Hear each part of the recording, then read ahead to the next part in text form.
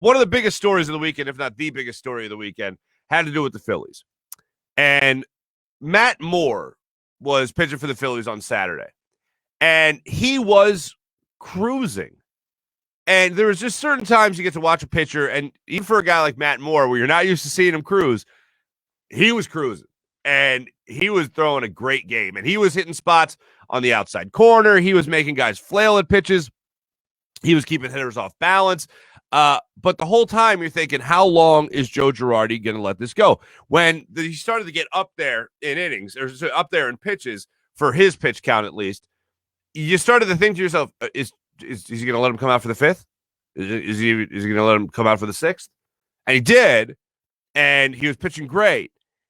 And he had a no-hitter going on Saturday.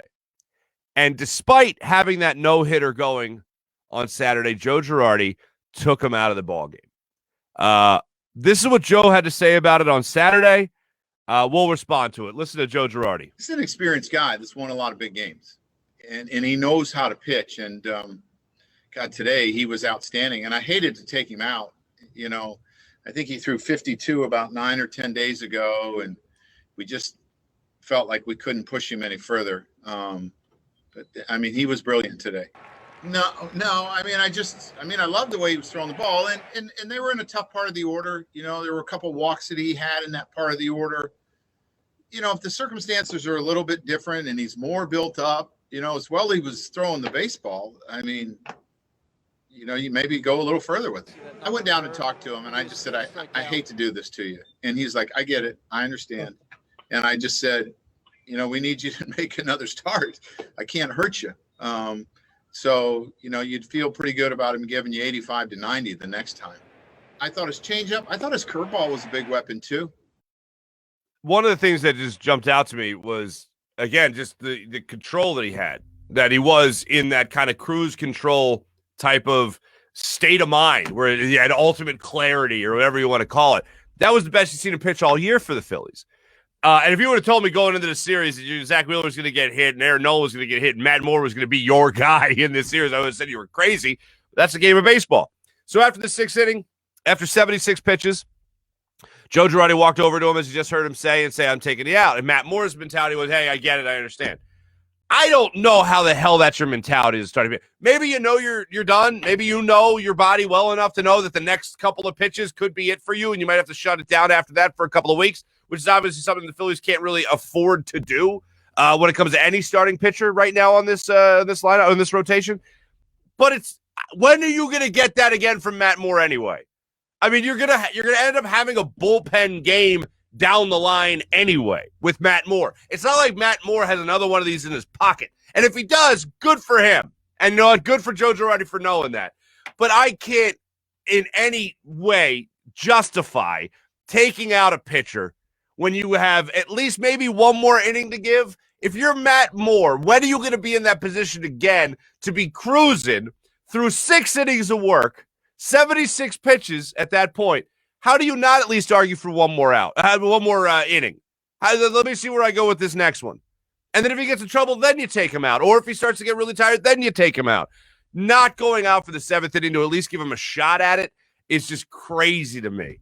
And especially with as bad as the bullpen has been this season, why not let a starting pitcher go out there? And I'll tell you why. Their answer is injury. And I hate that this is the era we're in right now in baseball, and we've been in this era for a long time. It's nothing new, where everyone's terrified of over-pitching a pitcher. And you can go back to the days of Ben McDonald. You can go back to the days of Matt Pryor. Mark Pryor. All these guys with the Cubs, for instance, Kerry Wood being another one. Guys that you were worried you're going to burn out their arms. And that's really where you started to see this whole pitch count idea come in. So it's been going on for 20 plus years. It's nothing new. And I get that's baseball's philosophy. I hate baseball's philosophy. And I want, like many people, ball players to be able to go out there and take the baseball and say, oh, wait, I got a no-hitter going? Let's go. Who was it for the Yankees years ago? I think David Cohn just came off then the disabled list, now the injured list. And he was out there for the Yankees, and he was pitching a perfect game. And then they took him out because he had reached his limit. He was just coming off the injured list. You couldn't have him go out there anymore. It's a different situation with Matt Moore. Joe Girardi even said he hated to take him out. He knows what was at stake, but he can't hurt him. I hate that that's the mentality. And that's the way the game's like being afraid to get hurt rather than giving someone the opportunity. Look, the no-hitter, that would have been great. We all get it. That would have been awesome. But I highly doubt that would have been the case. And they won the ball game, which is the most important thing. But if you're just thinking from Matt Moore's perspective and also down the line when it comes to this bullpen, why not give him another inning? Just to see where it went. If you're Matt Moore, how do you not argue for that? If that's the real story, Joe Girardi going down there to talk to Matt Moore, and Matt Moore's like, I get it. Well, then fine. I mean, I guess you either didn't want it or you felt like you were just gassed at that point anyway.